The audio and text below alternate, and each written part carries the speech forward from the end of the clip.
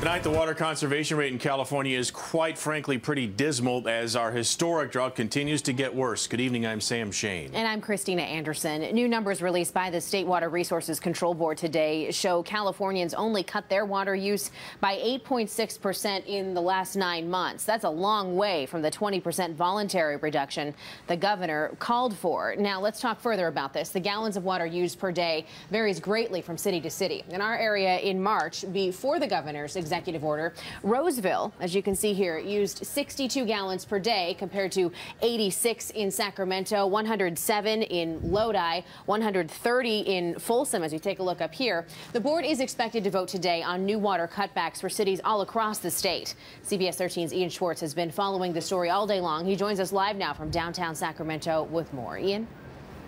Well, Christina, it's been a very long day here at the EPA building. The water board is meeting different cities, water districts, trying to plead with the water board to say, hey, these are too strict. What can we do? Help us out. We're trying.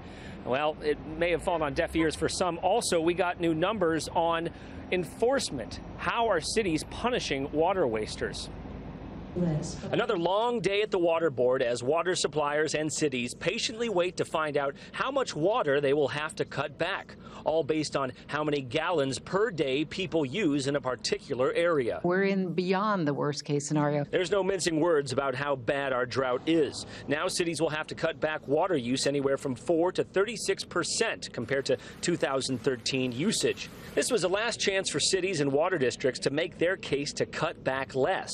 All had different reasons. The risk of wildfire in Chino Hills State Park is higher than ever due to this historic drought. Mark Antonio is with the water district near L.A. and says their residents keep greener lawns because they back up to fire-prone areas. Reducing this irrigation to meet our goal not only puts public health and safety at risk, but also creates a financial hardship to all of our residents. The board listened to hours of discussions and ultimately will order districts to enforce new water restrictions by June. March was also the first month for mandatory reporting on enforcement actions. Already, some cities have been doing that, but not all have reported yet on how many water wasters they've busted. The limited data shows Sacramento has led the way locally, with 450 warnings issued and 51 penalties handed out. Folsom has only issued 11 warnings to water wasters. The water board has the power to hand down hefty fines to water districts that don't cut back, but they say it's not likely to happen right away. If they don't do it,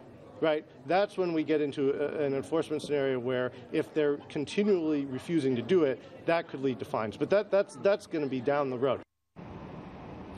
Now, the water board says the goal is not to punish people with fines. They want to work with these agencies to save water. That's it, especially that outdoor water use, which can account for 50 to 80% of urban water use. Now, they're still going in there. Been listening to the meeting out here.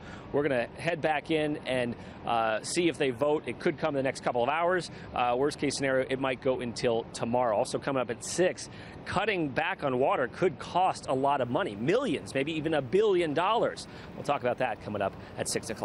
All right, Ian Schwartz live in downtown Sacramento. Ian, we'll see you at 6. Thank you.